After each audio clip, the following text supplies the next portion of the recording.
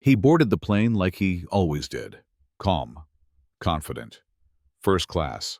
But what happened next wasn't turbulence in the skies. It was prejudice in plain sight. A flight attendant's quiet discrimination. A moldy sandwich. And one man's silent response would unravel a corporate scandal midair. This isn't just a story about service. It's about power, dignity. And the moment a CEO decided enough was enough, Marcus Reynolds boarded Flight 347 with the ease of a man who had done this thousands of times. Not just as a passenger, but as one of the people who made these flights possible. At 47, Marcus wasn't just a CEO. He was part owner of Elite Airways, the very airline that operated this New York to San Francisco route. But titles didn't mean much to him anymore. What mattered was the quiet, the space between takeoff and landing, where no one could demand, rush, or distract him.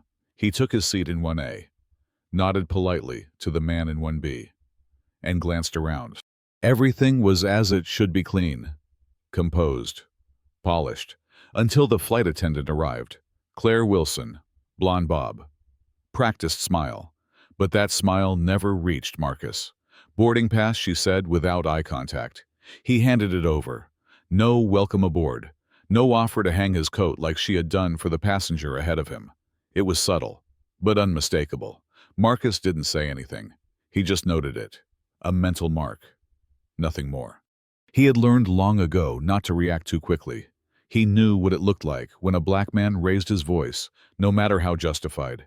He knew how fast narratives could be flipped. He watched Claire glide through the cabin, chatting easily with the other passengers. When she returned with the meal cart, he noticed she skipped his name, ignored his request, and handed him a lukewarm turkey sandwich. "Sorry," she said flatly. "We're out of the salmon." He blinked.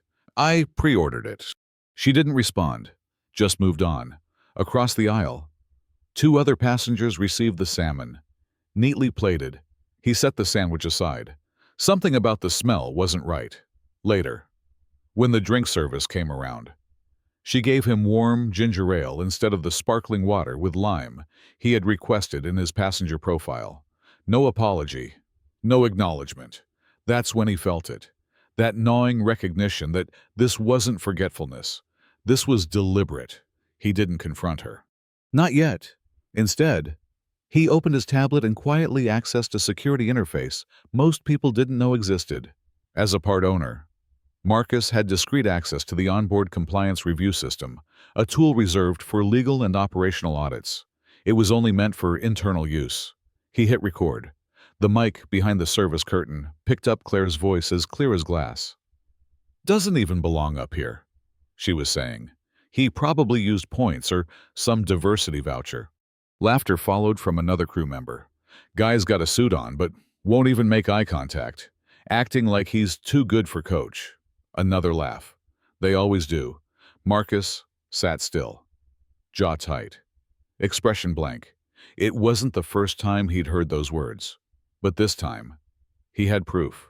When Claire came by to offer a refreshment, she handed him a meal tray from economy plastic wrap. Cold noodles. No explanation. "I'd like to speak with the purser," he said evenly. Claire gave a tight-lipped smile. "They're unavailable." He pressed the call button. When she returned, clearly irritated, he kept his tone measured. "I'd like to have my original meal, the one I requested, the one I was charged for." "I told you," she said. "We're out." Marcus leaned back. "Then, I'd like to file a service complaint." She blinked, caught off guard. "About what?" "You'll find out," he said, and opened his email app. Within minutes, he'd sent a message to Diane Mendoza, head of HR and ethics at Elite Airways. He included the time-stamped audio file, the incident log, and a short note. "Unacceptable behavior from lead crew on 347. Direct evidence of discriminatory remarks. Please advise."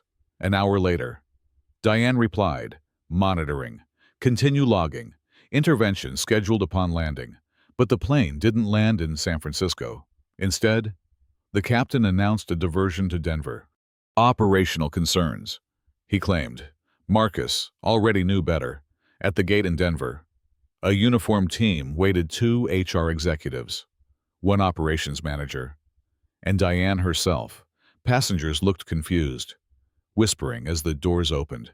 Diane stepped on board and walked straight to Claire. "Claire Wilson," she said calmly. "You're being placed on immediate leave pending an investigation into misconduct and discrimination." Claire blinked. "Excuse me, based on audio evidence, passenger treatment inconsistencies, and a documented history of complaints." The cabin fell silent. Claire looked to the captain.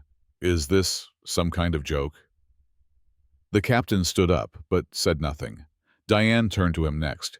"And as for you, Captain Werner, you ignored protocol when alerted to a service concern. You chose to divert this flight instead of de-escalating it properly. You'll be removed pending review." Claire sputtered. "I didn't do anything wrong." Diane didn't argue. "The evidence will speak." They were escorted off the plane. As Marcus exited behind them, a few passengers clapped. He didn't acknowledge it. At the gate, a local reporter attempted to approach him. "Mr. Reynolds, are you aware this story's going viral?" He paused, adjusted his cuff, and gave a short answer. "I believe in this airline, and I believe we can't stand for double standards at 30,000 feet or on the ground." The video clip of that moment went viral within hours. Within 48 hours, media coverage exploded. Industry forums picked it up. Pilots posted statements. Flight attendants across multiple airlines weighed in. Claire was terminated. Captain Werner was reassigned to a desk role. Marcus didn't gloat. Instead, he called for change. Within 1 month, Elite Airways introduced a new initiative, the Flight Equity Standard. Under it, all flight crews received mandatory unconscious bias training. Surveillance tools became more transparent and accessible to internal oversight. A new passenger bill of rights was drafted and enforced. Crew behavior would be randomly audited across all international and domestic flights. The most powerful addition, Marcus's rule. Any staff member found to have made discriminatory remarks recorded or corroborated would face zero-tolerance removal without severance. Diane later told him, "You didn't just fix a flight.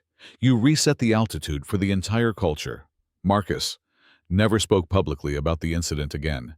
He didn't need to. The industry had seen what happened when a quiet man in seat 1A refused to accept silence as service. A month later, he flew again, this time anonymously. As he settled in, the new lead attendant smiled brightly. "Welcome aboard. Mr. Reynolds, let us know if there's anything you need." He nodded. Not as a CEO, not as a symbol, but as a man who expected nothing more than respect and had finally helped make that the standard.